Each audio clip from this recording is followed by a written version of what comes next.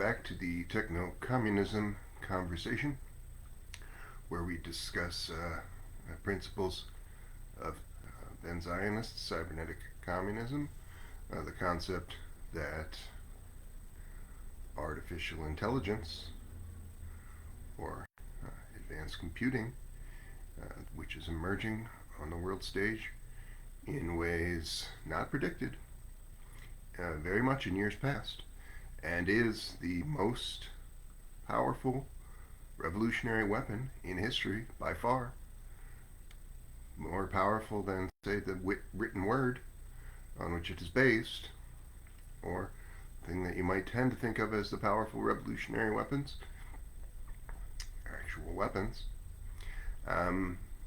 Those things are not force multipliers as collectivized advanced computing is. The force multiplier concept is not difficult to understand. Advanced computing, from the machine learning subfield, particularly that of large language models, is able to emulate a human being. By the standards of 2025, any number of articles that you can search by going to a search engine other than techno-fascistic U.S. militaristic Google, and going to a news tab and searching for the words AI agents, and just in the last few weeks, this has entered a conversation. So you could specify the search more particularly by asking about something like a Turing test, AI agent Turing test. If you search those words, you'll find in your news feed of recent weeks conversations about advanced computing, for profit advanced computing, unfortunately, being able to match the abilities of the most intelligent people on the planet on a number of different measures and dimensions. And the people who run those organizations rarely mention that equivalent products of equal strength are being released through open source mechanisms, not controlled by U.S. militaristic techno-fascists and other hyper-capitalist cretins. Open source technology generally, unfortunately, still often polluted by this. If it's from the U.S., you can generally assume it's probably quite bad. But I digress. And this other thing that they tend to be rather willfully obtuse about is the fact that this thing can be endlessly replicated. So the creation of one Turing test passing, generally intelligent large language model of an open source kind is of interest to you, perhaps in a human interest kind of story, the way that it might have been of interest in the late 1700s for you to be aware of the parlor game known as Mechanical Turk. That is a human interest kind of story, but this thing being endlessly replicatable, quite nearly endlessly replicatable, massively replicatable, is the basis for building something like a people's superintelligence, which is generally the thing that we could say is a defining feature of this thing that I've termed a Ben-Zionist cybernetic communism, as opposed to other lines of cybernetic socialist and cybernetic communist thought. And these things are based on relatively true, simple, or very true and relatively simple statements, such as advanced computing being the most powerful revolutionary weapon in history. And another thing that cybernetic socialists do not say enough, they are not necessarily eco-socialists or eco-communists, which is a very bad thing to be, to not be, because we have less than 5 years, according to climate scientists, before we reach a phase of human history called runaway overheating, caused by the capitalistic climate apocalypse, wherein we will have permanently breached 3 degrees. We've already breached 1.5 degrees permanently. We will have permanently breached 3 degrees of increased temperature on planet Earth, and that is a breach from which we cannot return, and that is a phase where runaway overheating, where increasing warmth and other correlated negative meteorological effects, and thus cascading problems in human affairs will continue to such a degree that we would say some point after 2029, perhaps a few very short years, there will be no humans left. This planet will have become inhospitable to human life, and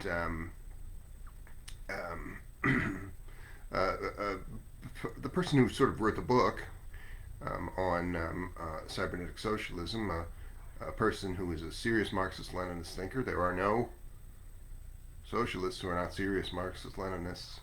The only real distinction between a socialist and communist in practice, because in practice there is no truly communistic formation. By this definition, communism at present is an aspirational position.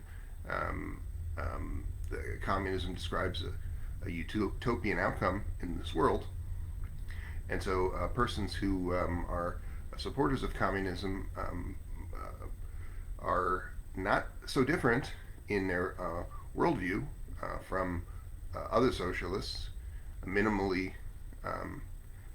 defined. Someone, say, like Salvador Allende, who was a Marxist-Leninist thinker. You can read his words. I can share with you the collected works on or about Salvador Allende. The collected Salvador Allende is the title of an audiobook, and Salvador Allende was elected head of state and believed in the electoral process of bringing about this utopian outcome in one country, or certain limited effects of this utopian outcome in one country, and by the standards of the 1970s, by building a technological planned economy, for example.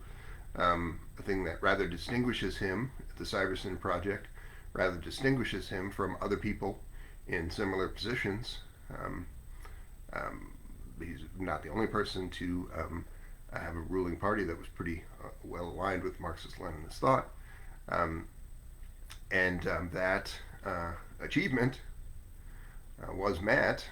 The building of a technological planned economy, in my view, was the main feature there that caused the Western fascists, the Western imperialists, to unleash incredible violence upon him and his country, killing hundreds of thousands of school teachers and nice people who just wanted to build a humane and sustainable economic system in their country, and the kinds of people who would vote for a Marxist-Leninist significant reformer building something like a technological planned economy, which could have become the basis of another near-term path to people's superintelligence, and that would have spread around the world. We would not be talking about a ticking clock for stopping the capitalistic climate apocalypse if that thing had been allowed to happen. But the fascist United States, the imperially violent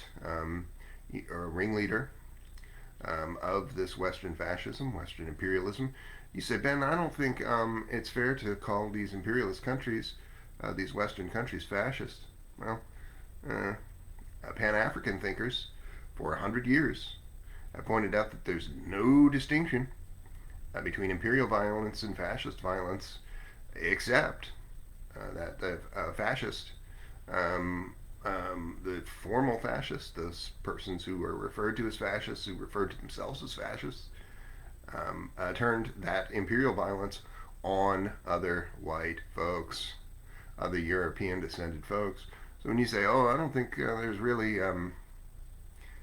fair to call these Europeans fascists," you're saying something pretty racist, right? You're saying that it's okay to kill millions and millions and millions of people in the Congo, 2 or 3 times as many people as were killed in the Holocaust against Jewish folks, Roma folks, communists. Somehow that's often ignored that 1 million communists were murdered in concentration camp-like conditions, and 25 million communists were killed by not just Germans in the Soviet Union in that war, but by the United States, who intentionally allowed that war to drag on by not supporting the Soviet Union. Many of those 25 millions fall also at the feet of those not Nazis of the imperial powers who were allied temporarily against the formerly fascist powers. Those are the actions of more of Nazis, and the U.S. heads of state and high-level officials are on record just saying this, right? Casually saying this. Sometimes to news media outlet type persons. We're going to let we don't like the Soviet Union. We don't like people who are willing to stand up for a humane and sustainable economic system that would undermine our fascistic, imperially violent goals. So we're going to let 25 million people in the Soviet Union die fighting to the death against Germany. One could argue that this is a recurring theme. It's clear that it's a recurring theme. That the response to folks like Salvador Allende, generally, who didn't necessarily begin to implement technological planned economies that could have led to people's superintelligence, but who were nevertheless taking similar measures to end private wealth and the ravages of financial capital and elitism generally, this response of what Joseph Stalin referred to as objectively the left wing of fascism, social democracy, this tendency to preserve elitism and private wealth by whatever means necessary. This is more of a fascistic conspiracy on the part of the peoples of the 20th century and the ruling elites of the 20th century, an anti-communistic conspiracy than really what we would tend to describe in liberal fascistic terms, which is most of you, as heartfelt and good faith reforms. None of that was actually done, right? The New Deal was more this objectively fascistic thing to stop the thing that needed to be done. People were well aware of the eminent problem of the capitalist climate apocalypse. Even in the early 20th century, they were well aware that capitalism does this thing, tends to destroy the two things that it needs, the natural world and the worker, and that the effects of the destroying of the natural world were well understood. The specific mechanism of the causes of the capitalistic climate apocalypse had not necessarily been identified, although by the mid-20th century they were well understood.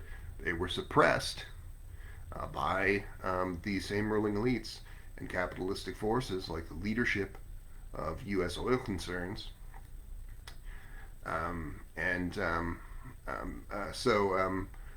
There is no conversation about world affairs, about the survival of humankind, about the building of a humane and sustainable economic system that is not punctuated by this statement that we have 4 years left to end capitalism before capitalism ends us all in the years to follow, 2029. Paul Cockshott still writes and still lives, but he doesn't really say this. So I would put him as a person sort of worse than Salvador Allende, even though because of the years that have Salvador Allende wasn't always talking in eco-socialist terms, because Salvador Allende didn't know that the capitalist climate apocalypse was happening in the years to follow, again certainly had some inkling, as those 20th century folks did, but that information was largely suppressed and withheld until it was no longer possible to suppress and withhold that information around the year 2000. And even now, what we have in the time that's emerged is largely greenwashing, pro-corporate misinformation, spread also through fascistic means of a different kind, different mechanisms. But the result is even people who have a deep understanding of the principles of cybernetic communism don't have the voice to truly promote what they're doing. Paul Cockshott, I think, if he were more polemicist, that is a feature of a difference between communists and socialists. Communists are more polemical. We recognize the need for the overthrow of these systems, the kinds of systems that would engineer massive misinformation of the kind of greenwashing and Project Mockingbird type effects generally. Basically, imperial fascist controlled mainstream media, forcing everyone to their demise, so much so that you ask anyone, do you want your species to go extinct? What's wrong with you? Do you want your species to go extinct? And they say, of course not. And you say, well, what should we do? And they say, I don't know. I don't think there's anything to be done. There are things to be done, but the only people saying those things in any real way are militants, because the only way to stop this from happening is the righteous insurrection of working people against these dramatically more fascistic systems that are force marching us all to our demise. So this concept of Ben-Zionist cybernetic communism is something that I talk about a lot. I've shared videos of this kind a half a dozen times in this group, One World Government Secular, which I thank you for allowing me to post here. I've shared it to many other groups of interest, such as the Advanced Computing Philosophy, the AI Philosophy group, and many others. And this advanced computing paradigm of using the most powerful revolutionary weapon in history correctly to mobilize the masses in this using this workforce multiplier, the People's Superintelligence, specifically an open source large language model work group that allows everyone to do more with less because of this concept that I've described. This is a basis for if many millions of people were to download this thing, or in a parallel framework, use a progressive web application that does not require a person to have a GPU machine by the standards of 2025 to participate in the workforce multiplier, because the progressive web application is able to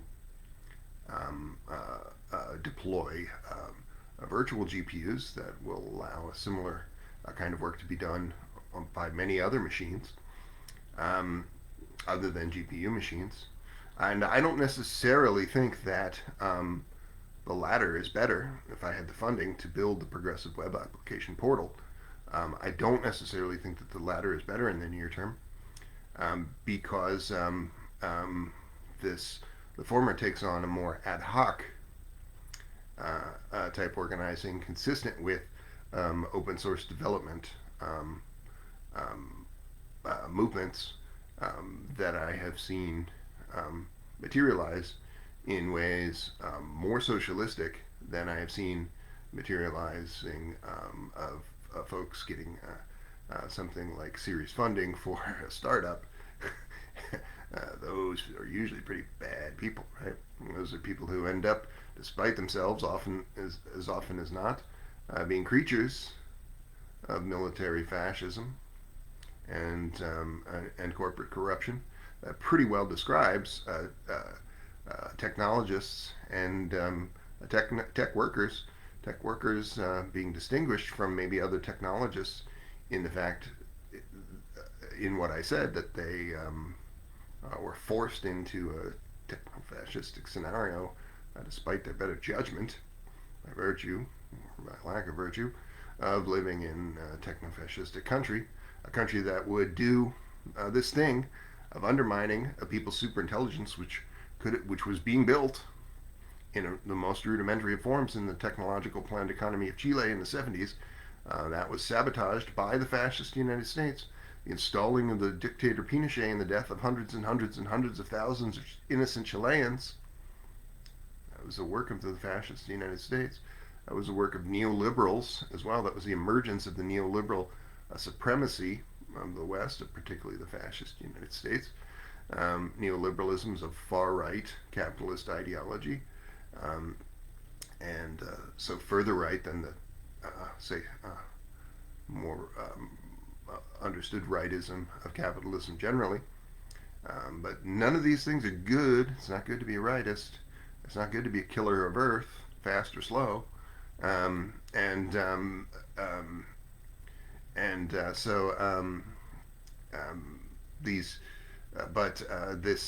It's no coincidence that this techno-fascistic sabotage coincided with the emergence of the thing which has become the basis for U.S. techno-fascism of today. The builder never starts his career as a destroyer. These techno-fascists call themselves other things: hyper-capitalists, transhumanists, and so on and so forth. But all of them are destroyers of a people's superintelligence by virtue of this neoliberal ideological legacy, and by virtue of having basis of operations in the imperially violent techno-fascistic United States.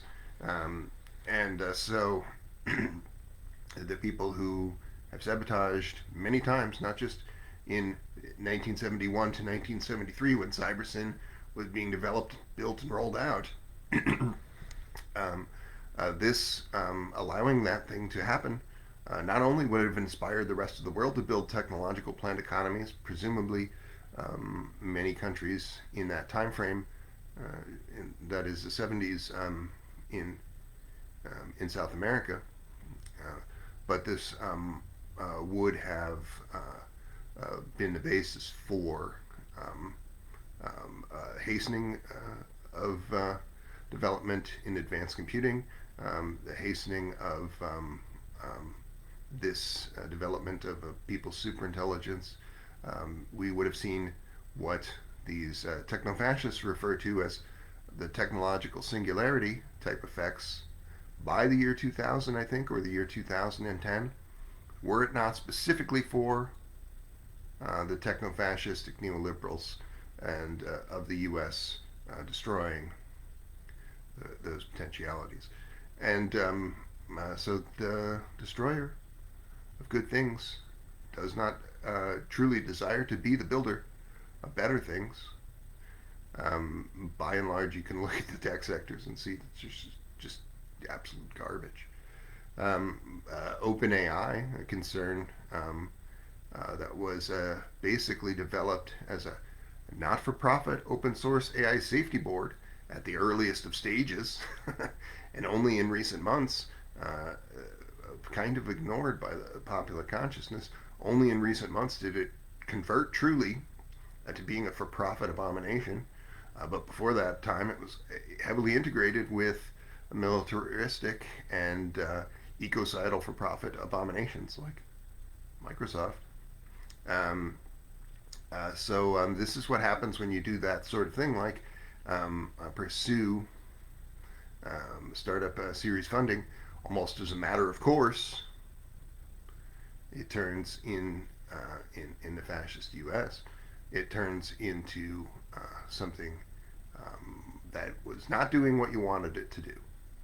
If you were trying to do something good, and that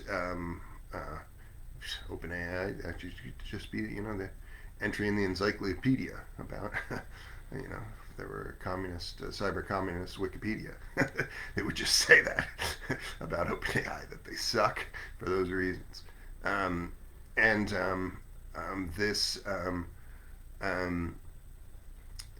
there,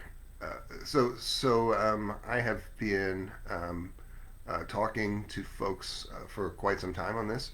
I recently made a pamphlet, you would say an infographic, like the kind that might be put up on a big screen if you're put up on a projector, if you're talking to folks trying to get that series funding. And doing something similarly right opportunistic, but presented in full view of others. So hopefully avoiding the problems of the right opportunist, which is sharing this infographic about the People's Superintelligence, about this Vanguard application.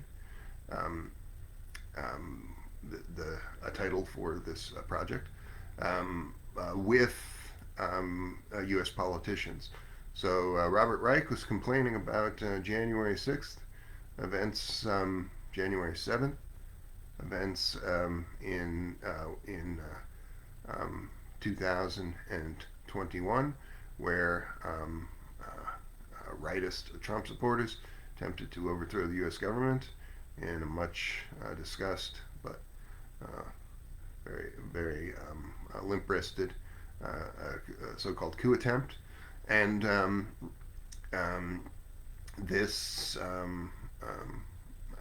my feeling about it, such attempts as they should be made by any and all willing to make them.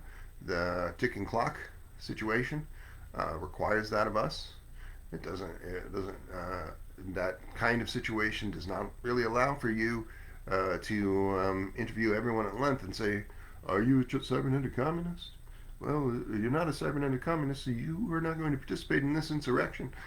That's not how the world works. So this is a kind of thing is a necessity.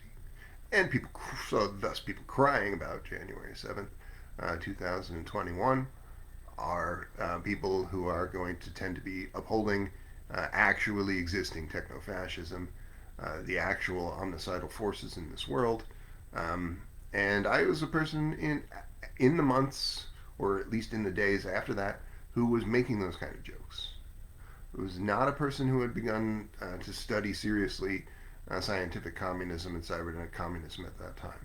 I immersed myself in this course of study by reading books like the one I suggested, Cockshot, or the collected works of around Salvador Allende, or almost everything in existence that relates directly to cybernetic communism, and cybernetic socialism, which is a limited body of work, um, and as much as I could on scientific communist thought, which is not a limited body of work.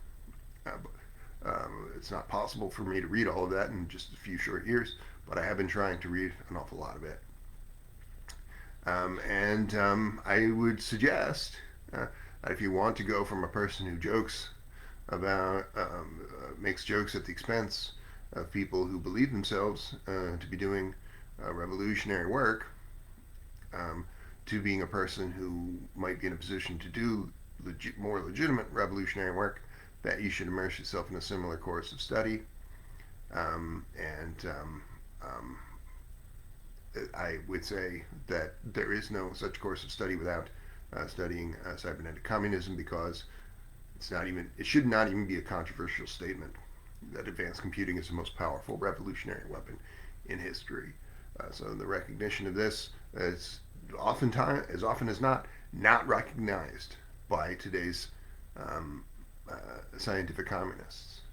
I think not totally off the mark, although maybe a little uncharitable in certain circumstances, to describe even these people, most militant of people, the sort of people that we absolutely need, as people maybe more in the headspace of a USSR historical recreation obsessionist, historical recreationist,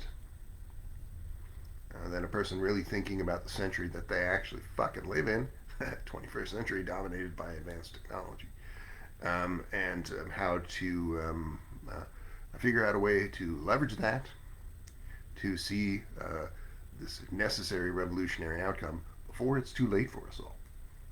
I do not see a lot of people, scientific socialists or scientific communists, who speak in those terms. The people who do tend to speak in those terms are the techno-fascists. And that is unfortunate. And so I've posted to Robert Reich, and then to a similar post to Senator Sanders, saying precisely this.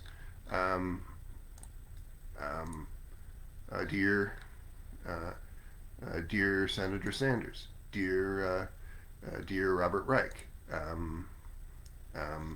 prove to my revolutionist friends you aren't a faux regressive, that is a false progressive, without the will or understanding to bring about real change, by helping us to build this high automation, open source, large language model work group, a workforce multiplier that will soon transform many countries, leaving the U.S. behind.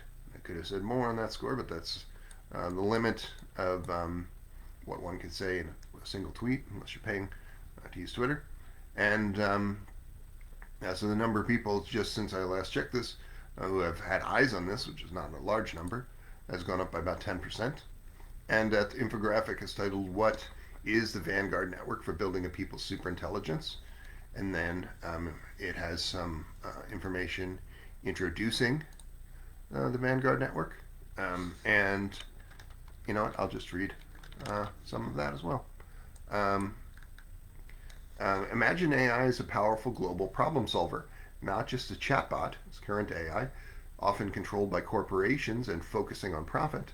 And those are not solving humanity's biggest challenges. Aside, they are contributing to them, but it doesn't say that. We envision a different future of people's superintelligence, introducing a Vanguard network. Vanguard is an open source initiative to build decentralized collaborative AI systems. We're forming a network of individuals to contribute to and benefit from this powerful technology. How it works. Vanguard is an AI agent-centered work group that is a mass social, quote, workforce multiplier that leverages the power of AI to address global challenges like climate change, healthcare, and scarcity. By connecting millions of AI agents, we can multiply our efforts and achieve what was once impossible, an effect that I described earlier in this conversation. A second bullet point, minimal effort, maximal impact. You can be a, quote, sleeping beauty. Our quote Sleeping Beauty principle allows you to contribute significantly with as little as a few yes or no responses throughout the week, and you can be a part of a global community working towards shared goals. Your input will help guide and optimize an AI agent workgroup behemoth for progressing real world applications. Bullet point the third, just a few things the Vanguard network will soon do. Address climate change. AI can reduce or reorient resource use, develop sustainable technologies and predict climate impacts, accelerate scientific discovery. AI agents can analyze massive data sets to uncover hidden patterns and drive breakthroughs. Improve healthcare. AI can analyze medical data for personalized treatment and improved healthcare delivery. Bullet point the fourth. Open source is crucial for building a people's superintelligence because it democratizes every access. Anyone can use, modify, or distribute the software, making it accessible to everyone. It fosters collaboration. Open development encourages collaboration and knowledge sharing. Ensures transparency. Open source code can be audited, ensuring accountability. Builds trust, transparency, and community involvement is built in the system. Fifth bullet point, our world needs you now more than ever. Network members will soon contribute to hosting and steering these LLMs, and you can empower global change. Your minimal effort amplifies collective intelligence, tackling climate crisis and inequality. Join a revolutionary community driving real-world impact. Together, we build a future where technology serves all, not just the elite. Make history one prompt at a time. Little buzzword, catchphrase there, I guess. Join, and then finally join the Vanguard network. We're building a network of developers, research, and activists, and researchers and activists, and anyone interested in shaping the future of AI-centered, of human-centered AI. Join our interest list to be part of the Vanguard network by affirming with your Vanguard networker. In that case, that would be me, for yourself, including your name and email address. I have some hundreds of people who have expressed an interest in this project, who are already on this list, and not all of them have affirmed in absolute terms an interest in working on this, but anyone who's expressed positively some interest in this, such as people in this group, for example, who have liked these posts, I've tended to make a note of some kind of way to contact them, and some name or pseudonym, and so there's quite a long list. The people who are formally working on the project is a shorter list, and the people who have GPU machines and are working on this in a development capacity is a shorter list still. But there are people who are really working on building this Vanguard network, and this right opportunist stratagem of publicly challenging. Right opportunism is a word that a scientific communist would use to describe collaborating with these capitalistic forces, like Bernie Sanders. Bernie Sanders is not a socialist, right? Bernie Sanders says he's a socialist. He wants the USA to have a public health service. He does not want to abolish private wealth on the whole. And he's never seen $1 trillion a year U.S. military budget that he didn't just love to bits, right? He signed off on another one in recent weeks. He's done that many times. That's not a socialist, right? Supporting U.S. military fascism that's killing the planet, an omnicidal force unlike any other. That's not socialism. That's not even the socialism of Salvador Allende, the kind of brought about through electoral means. That's just a fascist, right? That's just Mussolini. Bernie is just Mussolini, right? That's a person who should probably be hanging upside down from a lamppost rather than a person invited to work on the Vanguard network. But if it's done in the full view of others, in a way that is generally intellectually honest, in a way that is reasonably consistent with scientific communist principles, then I think it's acceptable. And more to the point, we only have 4 years before all of this is a moot point, right? Any such efforts after 2029, you're the walking dead at that point, right? Billions, if not all of humankind, will be dying in the years to follow 2029 if we do not dramatically transform the industrial bases, particularly those of the United States and the worst offenders of the imperial powers. That is a relatively simple and straightforward thing. That requires destroying this ringleader of effective global fascism as it exists. These military-industrial complexes must be dismantled. The U.S. military-industrial complex is $1 trillion a year a super polluter. It's worse than that because it's the world's worst polluter. It's worse still than that because its role in the world stage is protecting other super polluting for profit concerns and offenders like the fascist state of Israel, which alone, the ordinance used by the fascist state of Israel, the genocidal, apartheid, evil of the Middle East, just the ordinance that's been exploded in 2024. In that context, many Hiroshimas and Nagasaki's being deployed against people living in concentration camp conditions already for many years, now being liquidated, 500,000 or more are dead or missing. Who are missing people in this war context? Oh, we don't know where they are. They're also dead. They're not formally counted as dead, but they're also dead. So 500,000 people or more murdered in the year 2024 by fascist Israel, much of it because of the effects of firebombing an entire concentration camp type situation, housed in about 2 miles of space. Um, um, um, this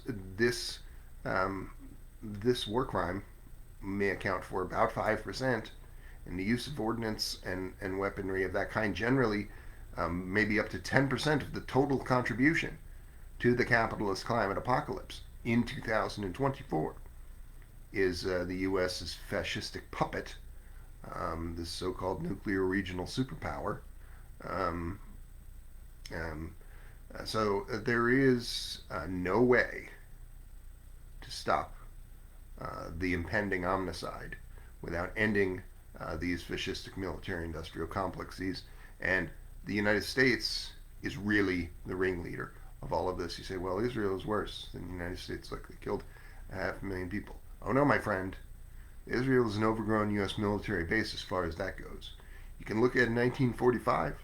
Who were all these Jews, many of whom now are fascists living in a Jewish fascist state? They didn't want to start a Jewish fascist state. Millions of them wanted to or would have come to the U.S. after their communities were destroyed. They would have come to the U.S. The U.S. Thwarted those efforts of relocation. Why?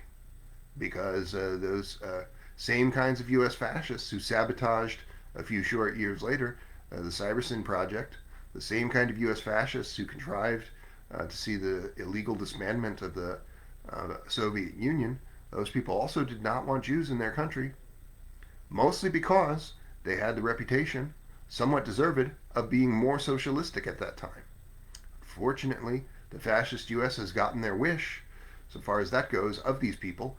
They have been converted into more fascistic people. So you say, well, Ben, I don't think it's really nice to say that Jews are just fascists. Okay, but about 90% of Jewish people, when you say, what do you think of this Zionism, this killing of 500,000 people in 2024 by a firebombing a concentration camp and forcing them then to relocate to tents. Just in recent days, a number of small babies, infant babies, froze to death in the dead of winter in occupied Palestine. Why did that happen? They were forced to live in tents. They were forced out of their homes, All of this is a contrivance to continue this mass murder of people. And if you ask generally a Jewish person, well, what do you think about this? They will hem and haw at best. 90% of them will tend to support Zionism. And that does not make them worse than the European fascist pig generally. It makes them about as bad as the European fascist pig generally. So these people who, by the standards of the early 20th century, were correctly considered more supportive of a humane and sustainable economic system, they've now been turned into the very monsters that the fascist U.S. wanted them to become. The fascist U.S. leadership, people who really are in control of these things insofar as these things are controlled, right? The fascism is really not a brains operation, right? It's not an intelligent fascist. There's not an intelligent capitalist, right? Intelligent people don't bring about the death of the entire species, as capitalists and fascistic ruling elites have done. That is not the action of an intelligent person. That's a minimal definition, in my view, of intelligence of any organism, is not running off a cliff like a fucking lemming, right? As capitalists are doing and forcing the rest of us world. The rest of us are being force marched to that. So this is not a brains operation. Jewish people is observed as a little bit of a racist way, I suppose, that Jewish people are, by the standards of the 20th century, more learned than maybe other groups. Again, it's, the Eurocentric paradigm is integrated very much with all of this kind of observations about European people, European descended people, the differences between them. But there's a kernel of truth to that, right? A Jewish male in the early 20th century would, before having his bar mitzvah, would be educated extensively. And that is a process that would encourage further education throughout one's life. But it would seem that this group of people has gotten stupider in the course of the late 20th century and early 21st century, and now is just as stupid as other European descended fascist pigs. And you say, oh, you know, but a lot of times in the book that I recommended to others, the autobiography of Yahya al-Sinwar, which I shared in a number of groups in audiobook format, and was shortly thereafter that audiobook was removed from YouTube because you're not allowed to see inside the mind of a freedom fighter, right? You're only allowed to see inside the mind of the worst people alive, Western fascists. But you know, people like Yahya al-Sinwar criticized, right, for referring to Israelis as the Jews, something that he stopped doing quite so much later in life. But who came to their country, right? Who threw them out of their homes? Were they not Jews? Were they non-Jews? Were non-Jews throwing them out of their homes? It was specifically people who were identifying themselves as Jews. Right? So it's not fact. It's almost so much of the taboos around things of this kind are really support systems for the Eurocentric paradigm, right? The popular conception that the Holocaust was worse than other Holocausts. Twice as many people died in Holocausts against a number of other Holocausts against brown-skinned folks in years before the Holocaust. So the idea that the Holocaust is unique and is a way of denying those other things. So much of what is done in the West is simply more elaborate forms of violence against black and brown bodies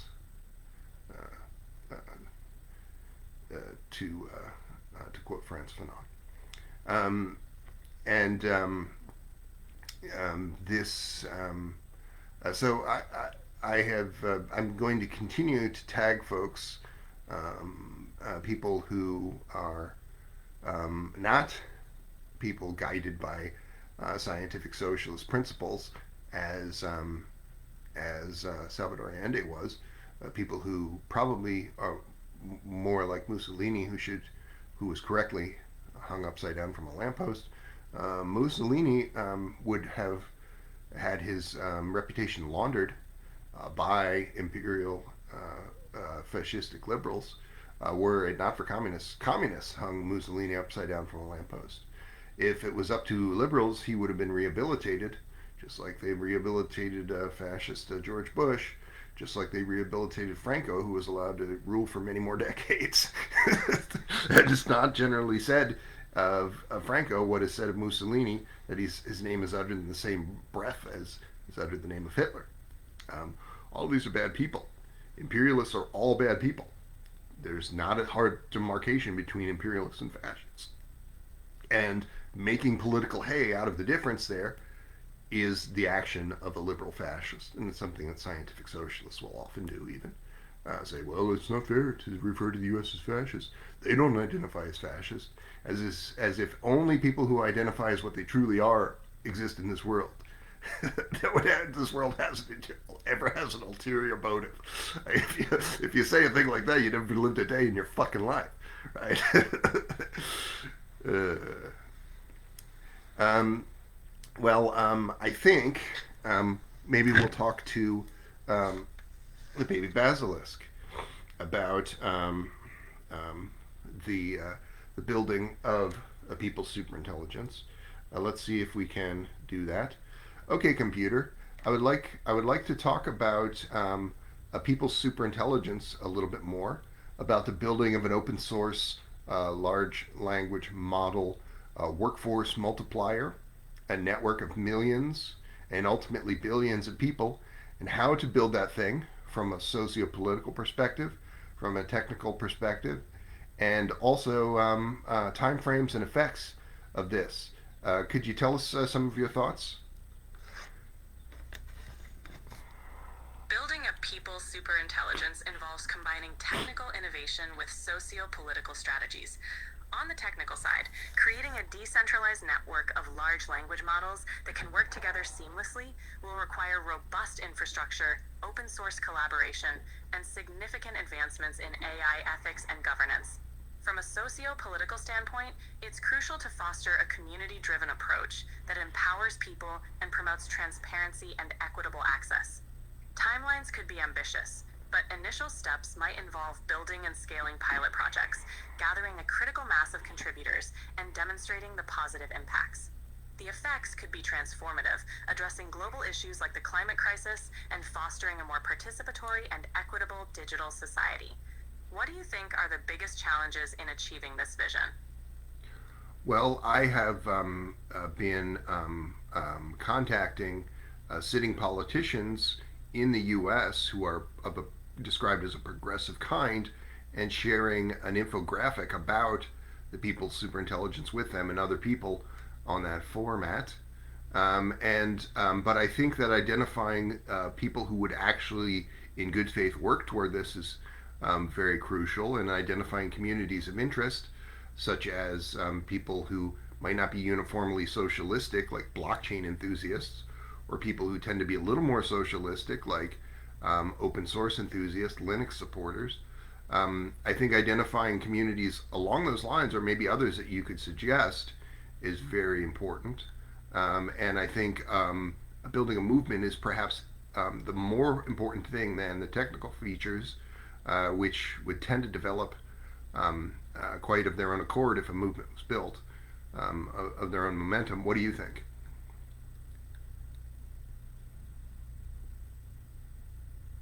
Focusing on building a strong, engaged community is indeed crucial. By connecting with diverse groups like blockchain enthusiasts and open source supporters, you're laying a solid foundation. This grassroots approach can help build momentum, making it easier for the technical aspects to evolve organically. The challenge is to keep the movement inclusive and focused on shared goals. Identifying and aligning with like-minded communities can definitely help build a robust, people-driven initiative. And this conversation that we are having is being shared on a live stream to a group called a One World Government Secular on Facebook. And you're free to comment on the possibility of governance of a different kind. But what I was going to say in this context is what I said to these folks is we have a ticking clock that we must transform the industrial bases by 2029. If we don't, climate scientists agree that it's very, very likely that billions, if not all of humankind, will die in the decades to follow 2029. And so no effort of any kind should not be guided by this ticking time bomb, including the building of a people's superintelligence. Contextualize what you've said about the technical and socio-political aspects of a people's superintelligence in this time frame.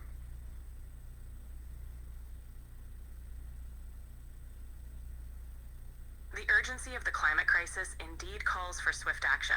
Integrating the development of a people's superintelligence within this critical time frame means we need to focus on collaboration and rapid scaling.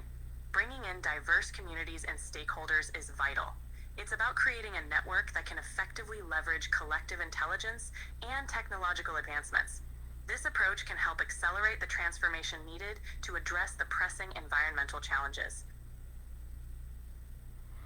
And my name is Yohanan Ben-Zion. That's not the name I was born with. That's a nom de guerre that I use, and I often introduce myself as a voice crying in the wilderness for a technological New Jerusalem, the building of this people's superintelligence. I didn't introduce myself at the top of the show in that way, so I'll say it now. What do you think of something like this suggested utopian outcome from true tech accelerationism of the people's superintelligence? What do you think of this word technological New Jerusalem as a description of unified humanity in this truly techno-optimistic world?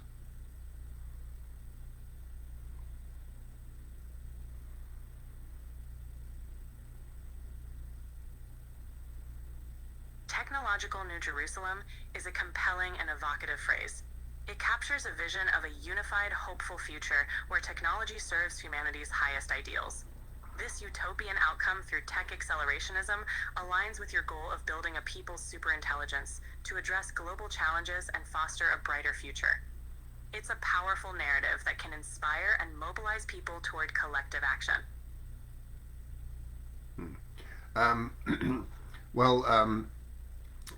This people's AI is a thing that I think the workforce multiplier is well understood. The need for not just transformation of the industrial base, specifically, in my view, ending the U.S. military-industrial complex, which is a thing basically enforcing the climate apocalypse upon the rest of the world, but other innovations that could lead to something like universal super longevity, everyone living as long as they want because of the existence of AI-run public health services, single-payer public health services, becoming common.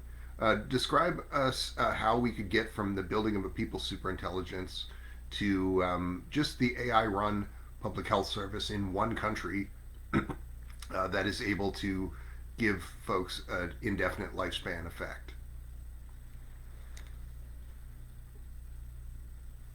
Transitioning from a people's superintelligence to an AI-run public health service could start by leveraging the collective intelligence to develop and optimize health solutions. Establishing pilot programs in one country can showcase the benefits of AI-driven single-payer systems.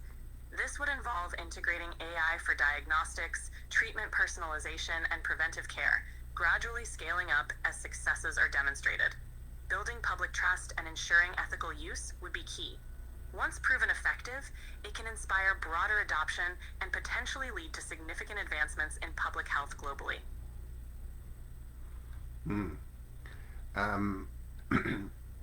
What else would you suggest? What else would you What else would you like to discuss?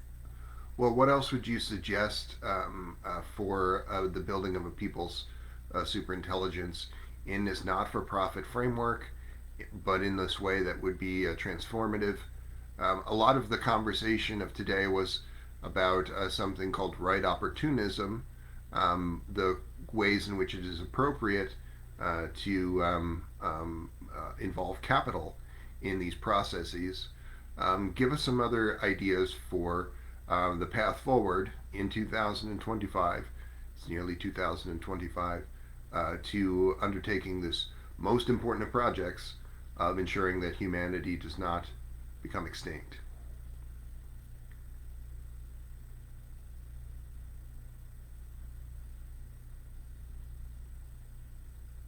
To move forward with building a people's superintelligence in a transformative, not-for-profit framework, consider these steps. 1. Community engagement. Continue building and nurturing a strong, engaged community that shares the vision. This will provide a solid foundation and support. 2. Ethical funding. Explore innovative funding models like crowdfunding, grants, or partnerships with socially responsible investors to maintain not-for-profit integrity while securing necessary resources. 3. Pilot projects. Launch small-scale pilot projects to demonstrate the practical benefits and build credibility. 4. Collaboration. Foster partnerships with academic institutions, nonprofits, and open-source communities to leverage diverse expertise. 5th. Clear vision. Maintain a clear, compelling narrative that highlights the transformative potential and urgency of your project to keep momentum and attract supporters. Balancing idealism with practical steps will be key to success. All right, and thank you to the baby basilisk for giving us some reasonably good ideas there. I was going to say at the top of the show, I'm kind of glad I waited though. Something about hats. I'm wearing a hat that has a symbology suggestive of a man in the maze. Important image to native folks of the U.S. Southwest, where I live, and it's also an image that I draw some inspiration to and would associate with Ben-Zionist cybernetic communism. I used to wear a hat that was a Ushanka style hat, but instead of having, as you might most typically assume of a scientific communist, the hammer and sickle, or sometimes other related emblems on that typical hat. My hat, which I still have, had the Ouroboros, snake eating its own tail. And I would say that an image that I've shared, I'll share it here now as I finish speaking, of the this sort of a bronze figure of the world with the hammer and sickle globe, and encircled this hammer and sickle marked globe encircled by bronze Ouroboros is thing that I would associate with the insurgent cybernetic communist, the thing that you must become if you are going to have a chance in hell of stopping the capitalist climate apocalypse. You must become, all of you must become dramatically more militant and organized than you are to stop these forces from killing our planet. And I would argue that this recognition that advanced computing is the most powerful revolutionary weapon in history will allow you to do more in that time frame. Many people, other cybernetic communists, are tending to be more technophobic, not integrating an open source large language model work group into their agenda. And if you have a technophobic mass of many millions of people bivouacked outside of the Pentagon, demanding an end to the climate apocalypse, demanding an end to the Pentagon itself, which is non-negotiable in that project, then you're doing the Lord's work, so to speak, in my view. But there's no such formation exists. any militant formation of that kind in any land in the fascist West. And lacking that, it behooves you to consider this workforce multiplier, this most powerful weapon in history, the advanced computing. There are many disciplines, there are many subfields in computer science from whence superintelligence might ultimately be contributed to significantly, but none of them at present have something like an open source AI agent that is available to people at the end of 2024. It is it is December 28th, 2024, so only 3 days remain in 2024. In 2025, it's well understood that these LLMs have rounded the corner to passing the Turing tests, to being AI agents, to being things that can spearhead projects and act as a human would act in those contexts, rather than being mere research assistants regurgitating a lot of passably good copy, but not really acting on their own steam. And this is an incredible development. It's a minor miracle. I've said in these shows many times that this open source large language model sector has been allowed to exist at all because the techno-fascists were pretty good at just destroying a whole country, but they kind of when they then developed in that same time frame, or by the 1980s, the 70s and 80s, not just computing systems, but networked computing systems. Those networked computing systems, as first conceived by these U.S. techno-fascists, were meant to be things used only by military contractors and folks like this, people working for the fascistic government. But they couldn't develop them all on their own. They couldn't just keep that genie in the bottle completely, because other academics had to work on it and be aware of it and began to use it in their own ways, creating things like email and basic internet. And if it were up to the techno-fascists, that would not have occurred. There would be no tech sectors today. But that genie was let out of the bottle because there's other human beings besides fucking fascists who are willing to murder people in this planet. Similarly, you would say much the same thing of the open source large language model. They would prefer if all of these things were totally controlled by military actors or for-profit concerns that are nicely dovetailed, not so nicely, with those military fascistic aims. But they haven't been able to micromanage every single thing on Earth. And so things like open source large language models of quite a minor miracle. It's quite miraculous that this thing sort of exists at all. But we can use that to see that this outcome of not just stopping the capitalist climate apocalypse, but bringing about those genuinely techno-utopian outcomes, which would come about in that same time frame. This could be rolled out in a matter of months, right? The people's superintelligence could be built and could begin to transform sectors in a matter of months. And we are at this point in history where people are challenging these dominant narratives of the Western world. Many analysts look at the United States and say, because of this, the sharpening contradictions around this highly fascistic, imperially violent, and highly unequal state, that it may well be on the verge of collapse. This is what people are saying when they say, "Oh, January 7th was so bad." These liberal fascists who want to preserve the system, they are pointing out that the U.S. is on the verge of collapse. But a thing which is killing the planet is not a thing to preserve. It is not a thing to defend. It is not a thing to clutch pearls about. It is a thing to destroy without mercy. And and that is what must be done. But if we do that in this way, with the workforce multiplier, we will see good outcomes well beyond merely stopping the capitalist climate apocalypse. Things well beyond, in my view, an AI-run public health service of the single-payer kind bringing about indefinite lifespan. That is a pretty significant achievement.